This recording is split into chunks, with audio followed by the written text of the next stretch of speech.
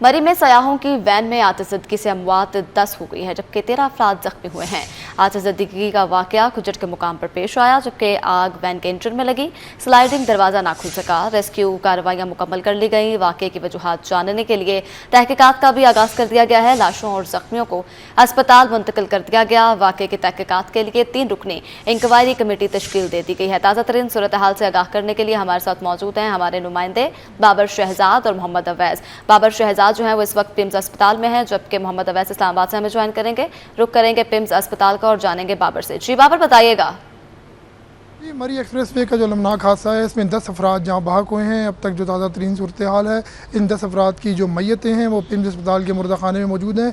ज़ाब्ते की जो कार्रवाई है उसे मुकम्मल करने के बाद ये मैयतें वर्सा के हवाले कर दी जाएंगी। वर्सा पिम्स अस्पताल में पहुँच चुके हैं। मुल्तान की ये फैमिली रहने वाली थी, दुबई और बरतानिया में ये मुकीम थे और मुश्तरका तौर पर जो है वो कोई एक्टिविटी करना चाह रहे थे, तो उसी हवाले से ये मुल्तान से मरी का प्रोग्राम बनाकर सैर व तफरीह की गर्ज से आए थे। 3 गाड़ियों पर मुश्तमिल ये काफ़िला था, जिसमें सबसे आगे मौजूद जो हाईएस्ट वैन थी वो हादसे का शिकार हुई है। आपको ये भी बता दूं कि जो डीपीओ मरी हैं उनका ये कहना है कि वर्सा की जो जानिब से रिक्वायरमेंट दी जाएगी उसके मुताबिक FIR का इंदराज किया जाएगा और तमाम जो हादसे की इंक्वायरी रिपोर्ट है उसको बाकायदा तौर पर तमाम तहकीकात मुकम्मल करके मुरतब किया जाएगा, ताकि आइंदा के लिए इस किस्म के वाक़यात ना हो और ये जो ख़ानदान है इसको भी इंसाफ मिल सके। बाबर, आप साथ ही रहिएगा। मोहम्मद अवैस से जानेंगे। जी अवैस, आप बताइएगा आपके पास क्या तफसीलात हैं?